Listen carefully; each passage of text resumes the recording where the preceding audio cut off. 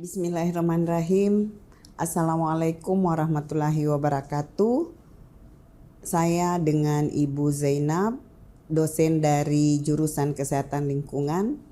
Hari ini saya akan membahas terkait dengan pencemaran udara. Untuk mata kuliah kita hari ini, pokok bahasannya adalah bagaimana cara kita mengidentifikasi gejala ejen penyakit yang disebabkan oleh faktor fisik, kimia, dan mikrobiologi yang berbasis udara.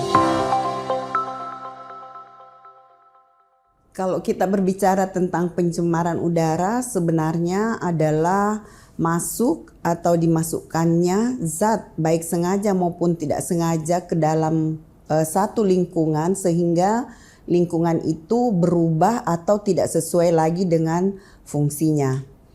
Pencemaran udara di sini bisa disebabkan oleh faktor fisik, kemudian suhu, kelembaban, kemudian intensitas kebisingan, kemudian pencahayaan, dan ini semua bisa memberikan dampak gangguan terhadap kesehatan.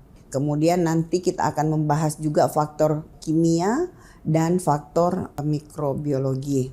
Nah, sebelum kita lanjut, kita akan lihat apa tujuan pembelajaran yang kita ingin capai pada hari ini. Tujuan pembelajaran kita yang pertama adalah mahasiswa mampu untuk mengidentifikasi atau melakukan monitoring, menganalisis tentang faktor lingkungan fisik, kimia, dan mikrobiologi yang bersumber dari udara. Kemudian yang kedua adalah mahasiswa mampu mengidentifikasi gejala dan dampaknya terhadap kesehatan lingkungan.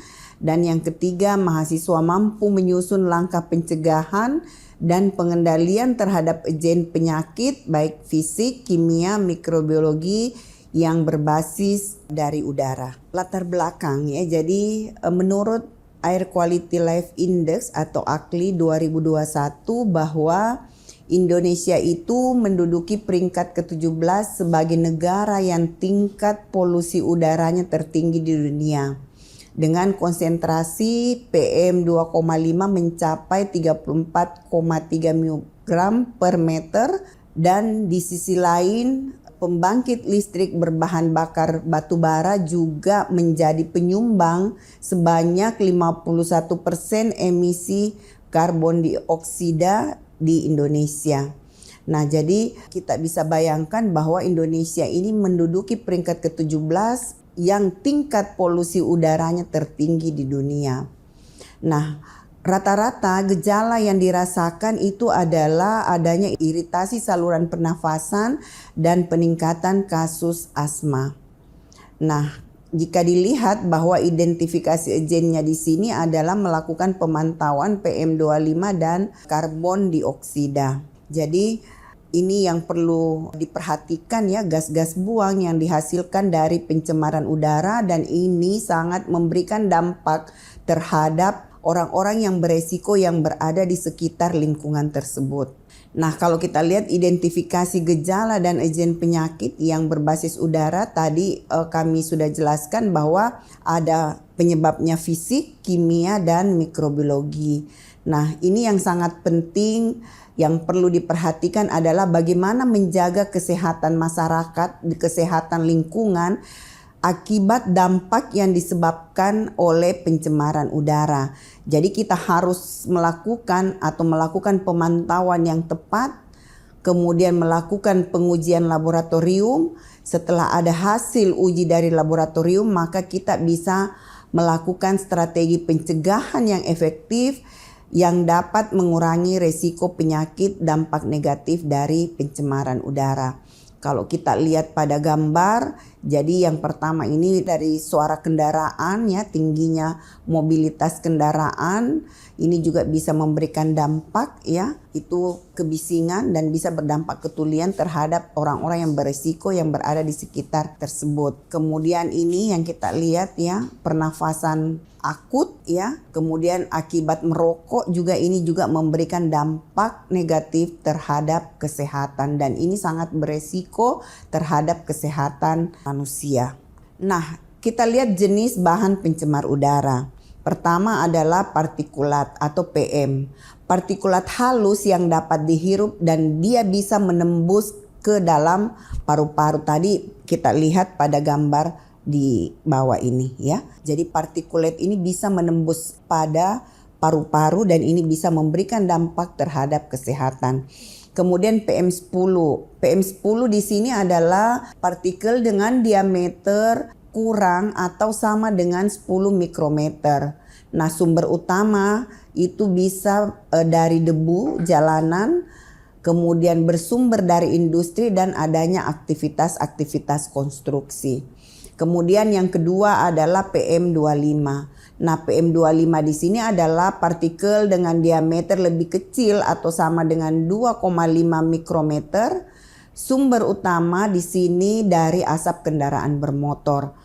Kemudian kalau kita lihat Sulawesi Selatan ini laju pertambahan penduduk, kemudian kepemilikan dari kendaraan bermotor ini sangat meningkat. Ini juga yang memicu salah satu sumber utama pencemaran yang ada di Makassar ya, khususnya di Kota Makassar. Kemudian bisa juga bersumber dari pembakaran bahan bakar fosil dan adanya aktivitas industri. Nah, jadi industri juga ini merupakan penyumbang utama ya, salah satu penyumbang dalam pencemaran udara yang disebabkan oleh adanya aktivitas industri. Nah, kemudian ada karbon monoksida atau gas CO. Gas CO ini adalah gas beracun yang dihasilkan dari pembakaran bahan bakar fosil yang tidak sempurna.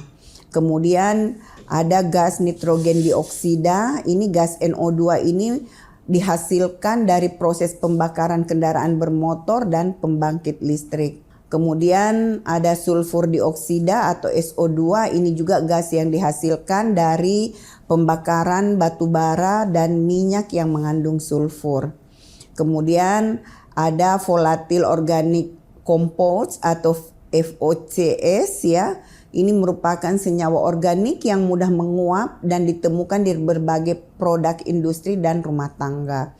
Jadi ini semua adalah sumber-sumber pencemaran yang ada di udara.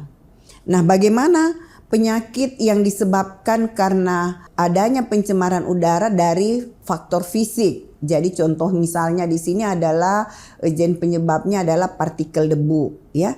Nah, apa gejala yang dirasakan? Jadi bisa iritasi pada mata, kemudian hidung, bisa juga iritasi pada tenggorokan. Sehingga kadang orang merasakan batuk, kemudian sesak nafas, dan bisa menyebabkan gangguan pernafasan kronis atau yang kita kenal dengan penyakit asma dan bronkitis ya. Ini penyebab agennya itu bisa dari PM2,5 yang tadi saya jelaskan, itu yang berukuran lebih kecil atau sama dengan 2,5 mikrometer, bisa PM10 ya, partikulat yang berukuran lebih kecil atau sama dengan 10 mikrometer, kemudian serbuk kayu, asbes dan debu silika. Jadi inilah pentingnya yang harus kita jaga adalah bagaimana kita bisa menggunakan alat pelindung apabila kita berada di lingkungan yang tercemar.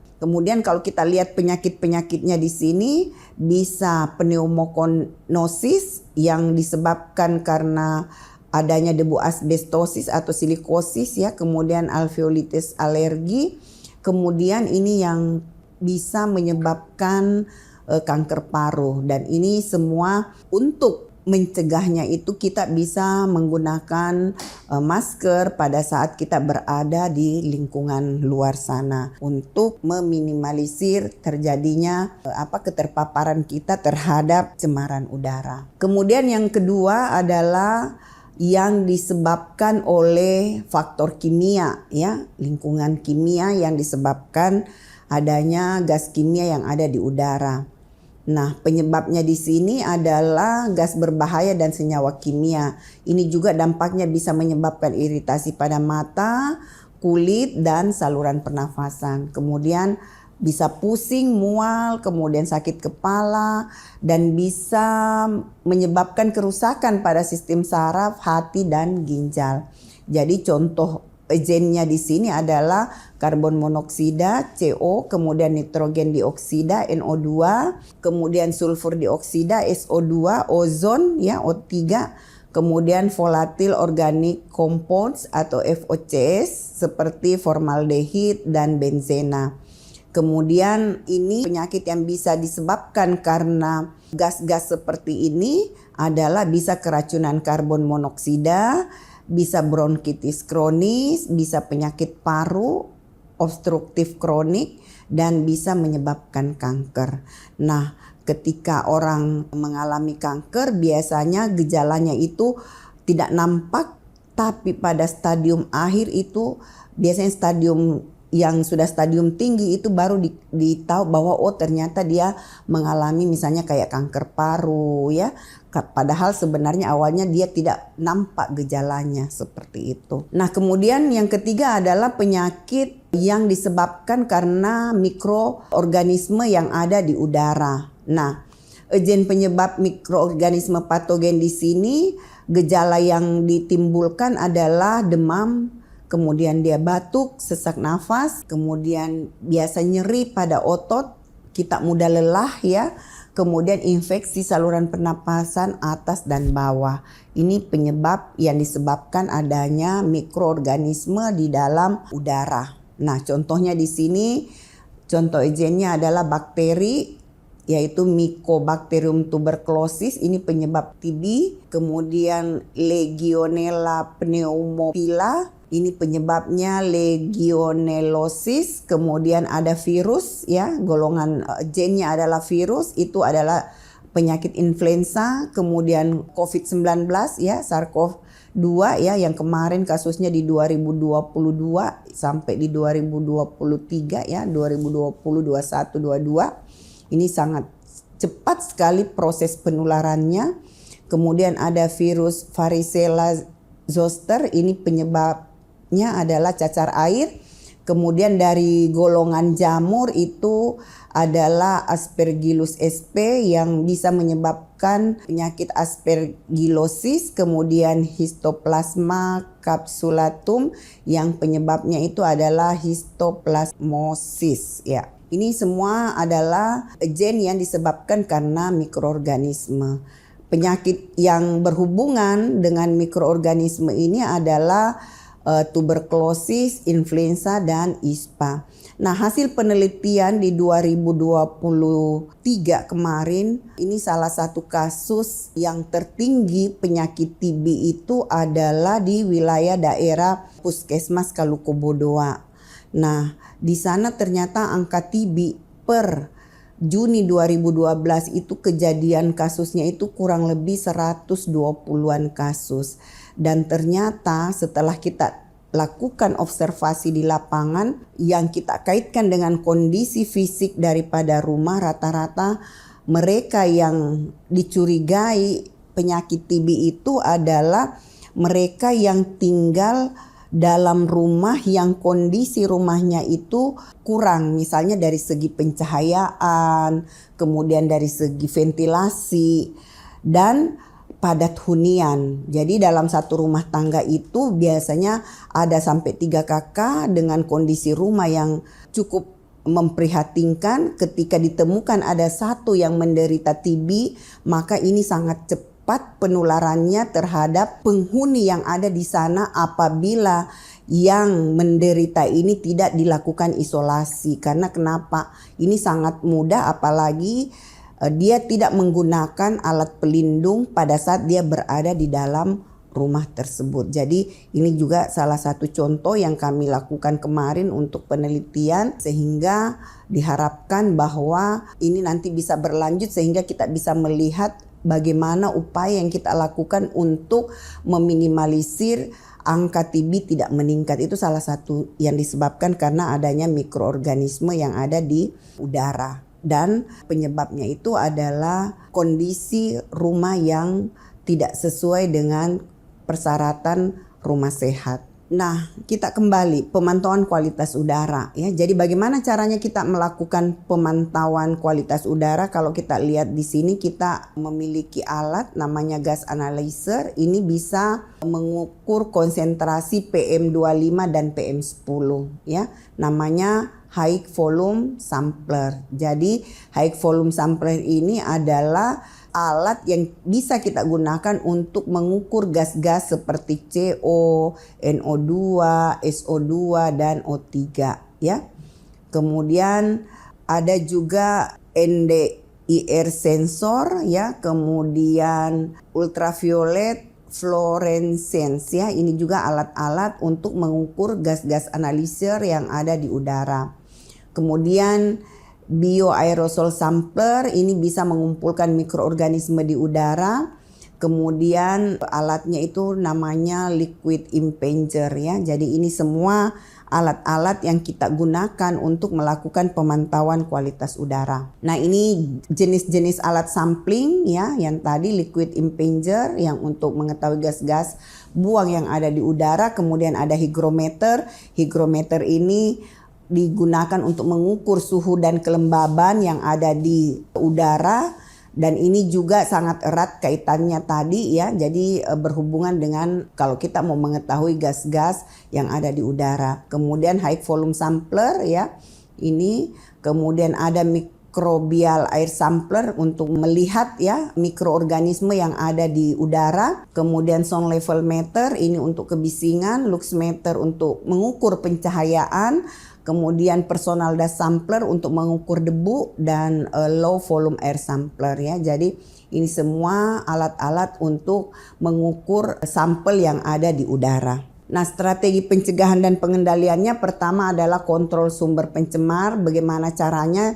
Artinya kita mengurangi emisi dari kendaraan dan industri. Kemudian menggunakan teknologi pengendalian misalnya filter dan scrubber. Kemudian yang kedua adalah melalui ventilasi dan pemurnian udara, yaitu meningkatkan sistem ventilasi di ruang tertutup. Artinya jangan sampai ventilasi yang ada di ruangan tertutup itu misalnya tidak dibuka. Jadi diharapkan dibuka sehingga terjadi pertukaran udara dengan baik. Kemudian menggunakan pembersih udara dengan sistem HVAC, heating, ventilation, and air conditioning yang efektif untuk melakukan pemurnian dari udara. Selanjutnya adalah strategi pencegahan dan pengendalian. Bisa kita menggunakan masker dan alat pelindung diri di lingkungan yang terkontaminasi ya. Jadi ini salah satu alat yang kita gunakan untuk melindungi diri kita. Kemudian yang kedua, bagaimana kita mengimplementasikan kebijakan lingkungan yang ketat untuk mengurangi emisi polutan.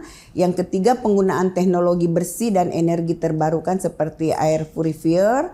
Kemudian yang keempat, bagaimana caranya kita melakukan edukasi tentang bahaya pencemaran dan bagaimana cara pencegahannya. Jadi ini strategi pencegahan yang kita bisa lakukan. Ini mungkin yang bisa kami sampaikan pada siang hari ini.